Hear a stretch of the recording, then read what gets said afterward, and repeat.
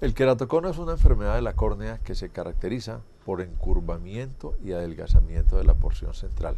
Se debe a una alteración bioquímica en la cual uno de los componentes del tejido corneal, que es el queratansulfato, que ayuda a la adhesión, es más débil y por lo tanto al debilitarse el tejido se va encurvando la córnea por efecto de la presión del ojo y especialmente cuando hay rascado del ojo, o sea que pacientes alérgicos tienen más tendencia a tener queratocono. Esto se manifiesta en pacientes en la adolescencia, usualmente por disminución progresiva de agudeza visual.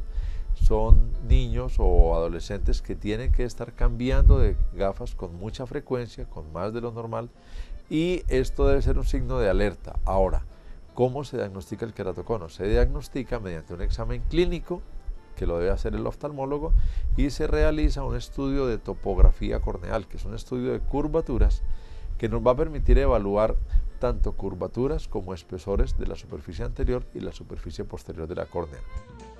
Aquí tenemos una imagen normal de topografía, o sea de curvaturas, en la que vemos que el centro, que tiene un color un poquito más arriba, más cálido, es más curvo que la periferia es más plana y esta es la forma normal de la córnea. Ahora, en este caso hay un astigmatismo y se ve que hay más curvatura en un eje que en el otro. Sin embargo, estamos dentro de unos límites normales de curvatura. Esta curvatura se relaciona con otros hallazgos como es el espesor de la córnea. Como miramos en esta imagen, es una córnea con un espesor bastante grande. Para los espesores también hay una escala de colores donde lo que está más azul es más grueso, verde o amarillo es más delgado. Esto es una distribución normal, tenemos un espesor central más delgado y un espesor en la periferia más grueso. De tal manera que esto es una imagen de curvatura y de espesor de una córnea normal. En este caso vamos a ver una córnea con un queratocono. Aquí se puede notar que la diferencia entre el área curva, que llega a 71 dioptrías, y el área plana, que llega a unas dioptrías de 24, es muy grande. O sea, esto es una córnea que, si lo imaginamos en tercera dimensión, es una córnea con una periferia plana y un centro muy curvo. Pensemos que la diferencia de dioptrías de aquí a acá es muy grande, estamos hablando de casi 50 dioptrías, de tal manera que en tercera dimensión, si lo imaginamos, es como si tuviéramos un pico aquí, como lo vamos a ver en la foto clínica. Ahora, ¿qué pasa cuando estas curvaturas se pronuncian tanto? Se resbala una lámina sobre otra de la córnea y eso hace que se adelgace el centro. Como vemos en este caso, es un centro que tiene apenas 390 milésimas de milímetro de espesor, comparado con una córnea normal que debería tener entre 500 y 550. De tal manera que hay que tener en cuenta que esto es una enfermedad progresiva que se puede detener entre los 30 y 40 años.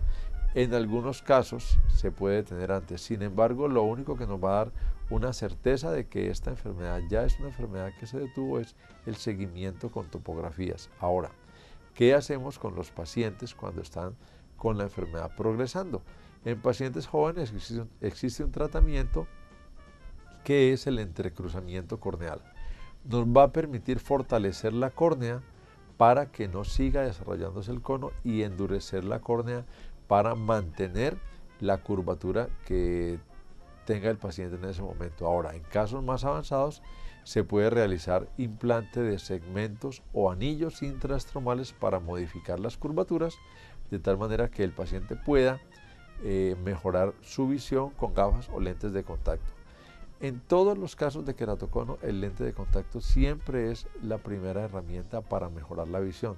Sin embargo, tenemos otras alternativas cuando no se tolera el lente de contacto, cuando no hay una buena visión, y aquí tenemos que empezar a hablar de la inserción de anillos o del trasplante de córnea, que se puede hacer un trasplante de solo la parte anterior, que nos evita riesgos intraoculares y nos permite tener una mejoría visual muy grande sin riesgo de rechazo endotelial.